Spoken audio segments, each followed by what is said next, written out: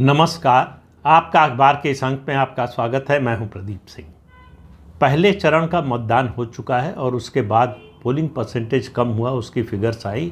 उसके बाद एक नया विमर्श खड़ा करने की कोशिश हो रही है। उसमें दो मुद्दे उछाले जा रहे हैं। एक कि जो पोलिंग परसेंटेज कम हुआ है, मतदान कम हुआ है, वो इस कारण कम हुआ है कि भारतीय जनता पार्टी का वोटर नहीं निकला।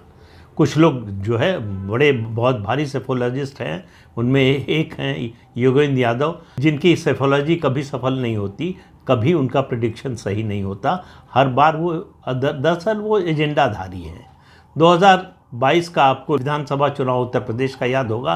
अखिलेश यादव के लिए पिच तैयार कर रहे थे और आंदोलन जीवी बने हुए थे और किसान आंदोलन का समर्थन कर रहे थे। उनको लग रहा था कि इससे बीजेपी को उत्तर प्रदेश में हरा देंगे। उसका क्या नतीजा हुआ ये आपको मालूम है।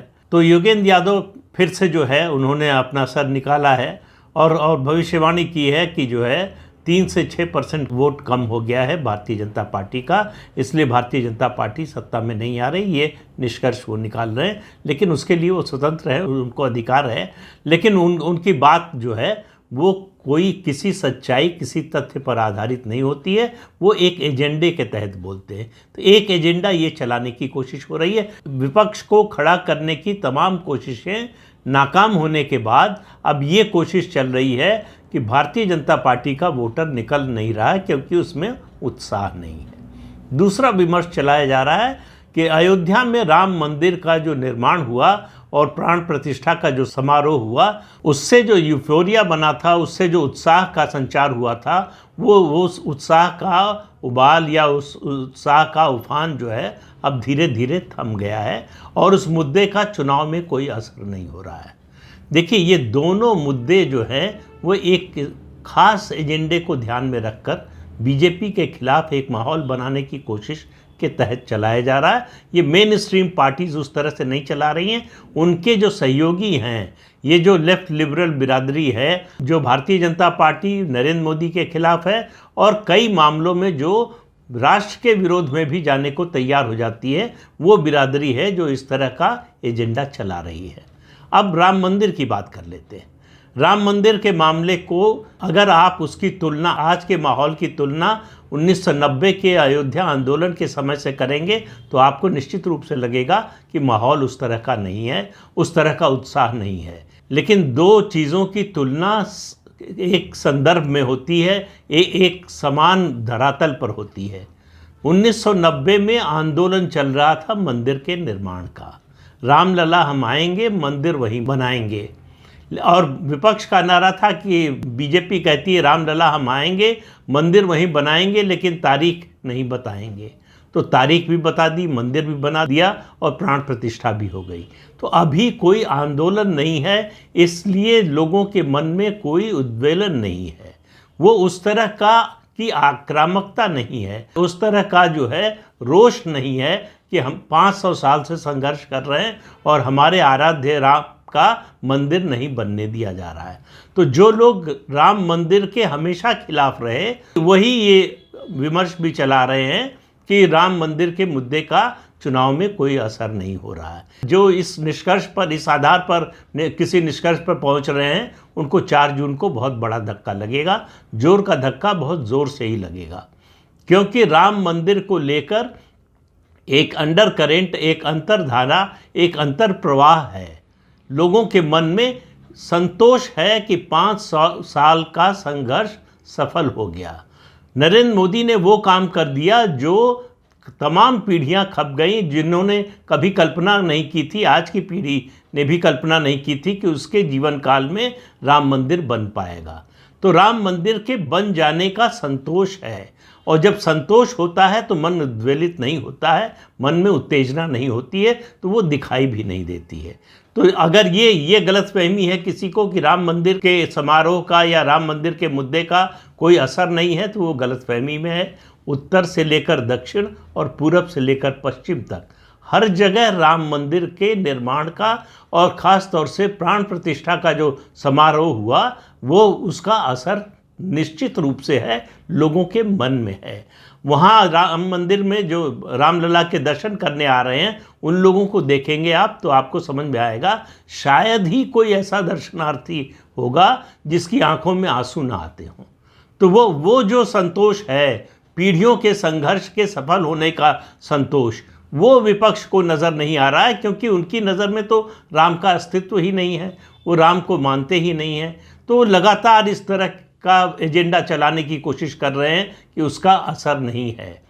जो पिछले 10 साल में प्रधानमंत्री नरेंद्र मोदी ने किया है वो ये किया है, जो जातियों में बांटा जाता था चुनाव के समय और राजनीति के लिए, जाति इस समाज की, भारतीय समाज की एक सच्चाई है, इससे कोई इनकार नहीं कर सकता। लेकिन जातीय पहचान का कितना असर होगा, वो क्या धर्म पर, हिंदू धर्म पर हावी हो जाएगी या हिंदू धर्म जो है वो जातीय अस्मिता पर हावी होगा, ये प्रश्न होता है। भारतीय जनता पार्टी की कोशिश रहती है कि जातीय अस्मिता जो है वो हिंदू धर्म पर जो है, सनातन धर्म पर हावी न होने पाए, और उसके विरोधियों की कोशिश होती है कि जाति हावी हो जाए। ये संघर्ष लगातार चलता रहता है। तो 10 सालों में प्रधानमंत्री नरेंद्र मोदी ने किया ये है, जो पिछड़ी, अति पिछड़ी और दलित जातियां हैं, समाज है, उनको ये समझाने में वो सफल रहे हैं कि हिंदुत्व में केवल सवर्ण जातियों का ही स्टेक नहीं है, आपका भी स्टेक है। अगर हिंदुत्व के रास्ते पर चलते हैं, अपनी संस्कृति को, खोई हुई संस्कृति को पुनर्जीवित करने की कोशिश करते हैं, तो इसमें आपका भी हिस्सा है, आपकी भी हिस्सेदारी है। आपके बिना ये संकल्प पूरा होने वाला नहीं है। तो आपकी हिस्सेदारी है तो आपका महत्व भी है, आपका योगदान भी है, और आपका उस तरह से अधिकार भी है।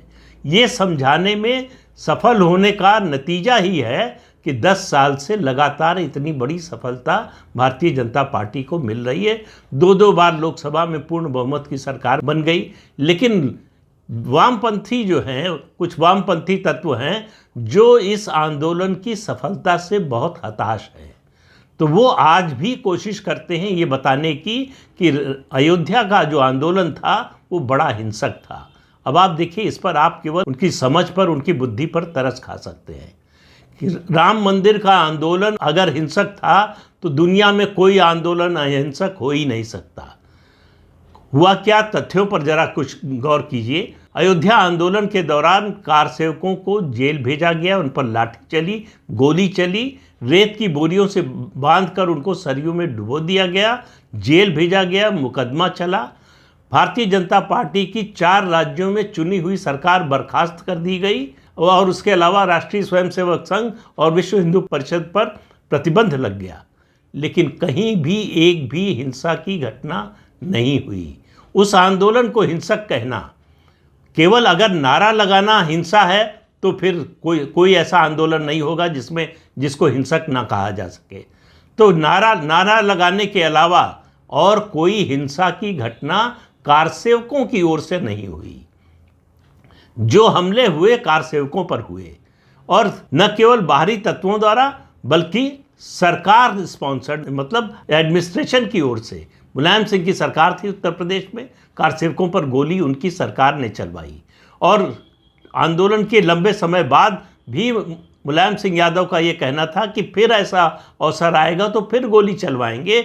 मुसलमानों को संतुष्ट करने के लिए गोली चलवाना ज़रूरी था। ये थी राजनीति अयोध्या को लेकर। जो लोग ये कहते हैं राम मंदिर का आंदोलन हिंसक था, उनको जरा मुलायम सिंह यादव की सरकार ने क्या किया उसकी याद कर लेना चाहिए, तो उनको समझ में आ जाएगा। लेकिन वो समझ नहीं सकते, क्योंकि वो समझना नहीं चाहते। उनको लगता है कि किसी तरह से इस आंदोलन को बदनाम करो, किसी तरह से इस आंदोलन में खामियां निकालो, किसी तरह से इस आंदोलन की सफलता को छोटा करके दिखाओ। तो अब कोशिश हो रही है कि इस आंदोलन का कोई असर नहीं हुआ, अयोध्या में राम मंदिर बनने का कोई असर नहीं हुआ। इस तरह से ये बताने की कोशिश हो रही है कि हिंदुओं पर कोई असर नहीं हुआ, हिंदू अब भी उसी तरह से जाति में बटे हुए हैं। उन पर धर्म का, सनातन धर्म के जो पुनरुत्थान का अभियान चल रहा है देश में पिछले 10 साल से, उस सब का कोई असर नहीं हुआ है। वोट जाति के आधार पर पड़ रहा है। पिछले 10 साल से ऐसा नहीं हो रहा है, और इस साल भी होता हुआ नहीं दिख रहा है। दरअसल इस साल के चुनाव में 2024 का जो लोकसभा चुनाव है उसमें ये मुद्दा फिर से इसलिए उठाया जा रहा है कि विपक्ष के पास कोई मुद्दा बचा नहीं है, उनके पास कोई नेशनल नैरेटिव है नहीं। तो भारतीय जनता पार्टी की जीत सुनिश्चित नज़र आ रही है। वो विवाद मैं शुरू से कह रहा हूँ केवल सीटों की संख्या को लेकर है। दो चीज़ें तय हैं कि भारतीय जनता पार्टी फिर से जीत रही है, नरेंद्र मोदी की हैट्रिक लग रही है, और दूसरी बात जो तय लग रही है कि 2019 के चुनाव में भारतीय जनता पार्टी को जितनी सीटें मिली थी उससे ज़्यादा मिलेगी। कितनी ज़्यादा मिलेगी इसके बारे में मैं कुछ नहीं कहना चाहता, लेकिन उससे ज़्यादा मिलेंगी ये बात तय नज़र आ रही है। यही विपक्ष की हताशा का कारण है, यही मोदी विरोधियों और भाजपा विरोधियों की निराशा का कारण है। इसके लिए नए नए विमर्श गढ़ने की कोशिश हो रही है। चुनाव के बीच में महान सेफोलॉजिस्ट लोग ये जान गए हैं कि किस पार्टी का वोटर निकला किस पार्टी का नहीं। उस पार्टी को नहीं पता है कि उसका वोटर निकला या नहीं।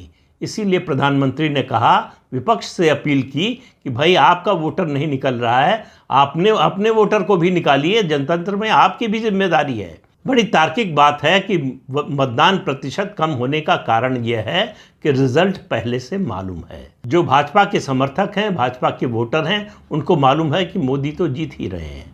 जो भाजपा के विरोधी हैं, विपक्षी दलों के समर्थक हैं, वोटर हैं, उनको भी मालूम है कि मोदी तो जीत ही रहे हैं। तो इसलिए जो है एक तरह की, मैंने पिछले वीडियो में भी कहा था कि एक तरह की कॉम्प्लिसेंसी या कहें जड़ता या जो है आलस्य है, जिसकी वजह से कि रिज़ल्ट मालूम है, हमारे वोट देने से कोई रिज़ल्ट पर फ़र्क नहीं पड़ने वाला, इसलिए जो है वोटिंग परसेंटेज थोड़ा कम हुआ है। इतना ज़्यादा भी कम नहीं हुआ क्योंकि हम एक बड़े स्टैंडर्ड से, जो ऊंचा बार सेट किया 2019 में भारतीय जनता पार्टी ने, उससे तुलना कर रहे हैं।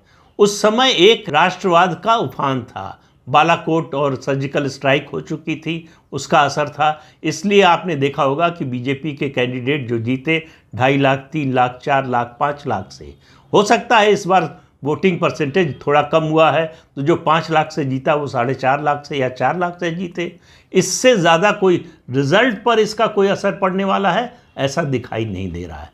लेकिन जो लोग जो है निराश और हताश घर में बैठे हुए थे, उनको एक उम्मीद की किरण नज़र आ रही है, और वो बड़ी दूर की किरण है। वो कहानी आपने सुनी होगी कि तालाब में पानी में रात में खड़ा कर दिया गया था उस व्यक्ति को, और रात भर वो खड़ा रहा ठंड में, और कहा कि महल में जो दिया जल रहा था उसकी रोशनी से मैं जो है ऊष्मा ग्रहण कर रहा था।